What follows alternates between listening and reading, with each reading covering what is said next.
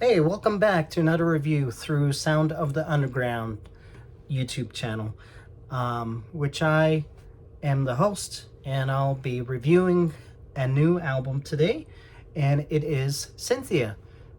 She released 3 singles in the late 80s, and in October of 1990, she released her debut album. So the main 3 producers on this album were, of course, Mickey Garcia, Cynthia, and also Tony Garcia, Dr. Edit. And so those were the main producers. There were other musicians that contributed, but mainly those were the main people. So, and prior to the debut album coming out in 1990, there was 3 singles. One that came out in 1988, which was Change on Me, and then 2 more singles the following year in 1989. The first one being Endless Nights, and then also Thief of Hearts, which are amazing songs. I think this album is essentially shorter but longer in a sense. The like 12-inch singles that are at least 6 minutes long, if longer. There is one ballad that's on the album, which is okay. Like you probably know, I don't necessarily like the ballads, but it's okay because the rest of the album is very, very high energy club mixed tracks by Mickey Garcia and Tony Garcia, Dr. Edit, and of course Cynthia. So Cynthia has a cover of a Gonna Get Over You by France Jolie, the singer from Quebec, and the original song was from 1982 and sung by France Jolie, but Cynthia does a really good job in singing the song and doing her own take on the classic. The original is more discotheque, disco funk, and the version that Cynthia does is more. It's also club mixed track version, and she does a really good job with singing the song. So the one song that I wanted to talk about is Every Time I Look at You, which at first I didn't like it because it had a saxophone in it, but actually the song grew on me, and right now I actually like it a lot.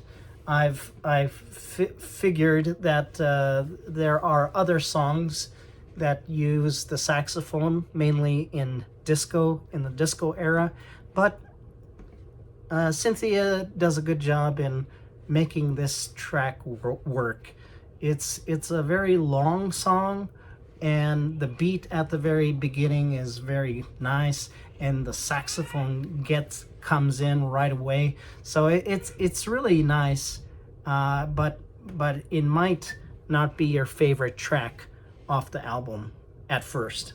But for now, and as of now, I think the track is really good. So, and that's my personal opinion. I would like to know what you think. If you've heard the track, what you think about it. So at the very end of the album, there's 2 remixes by Giuseppe D. I'm not sure what the D stands for, but the first name is Giuseppe.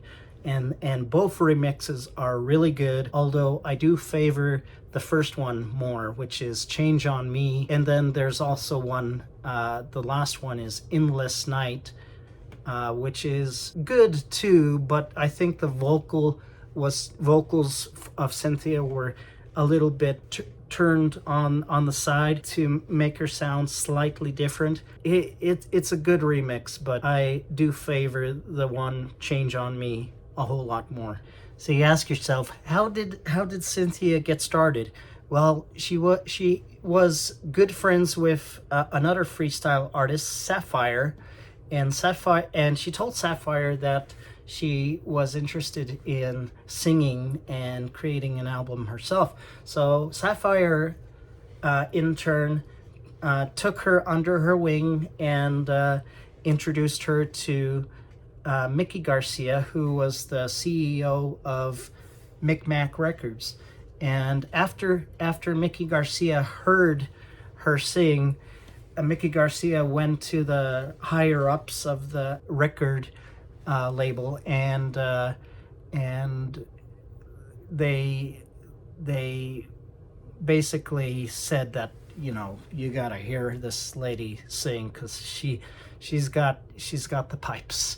She knows how to sing, and she really does a good job. And so, from there on, they recorded some singles, like I said, in 1988 and 1989.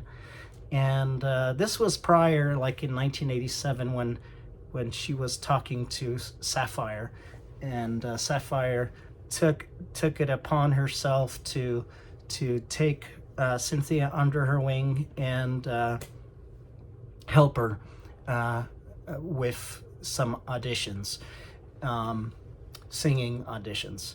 So as far as the album goes, I really do like it. It's more of like a house track album. It was kind of put out at the far end of the 80s, 88, 89, with those singles. And then, of course, it came out with that the debut in 1990. So as far as giving it a rank, 1 out of 10, I'd give it a solid 9.5 out of 10, because she really is a great singer.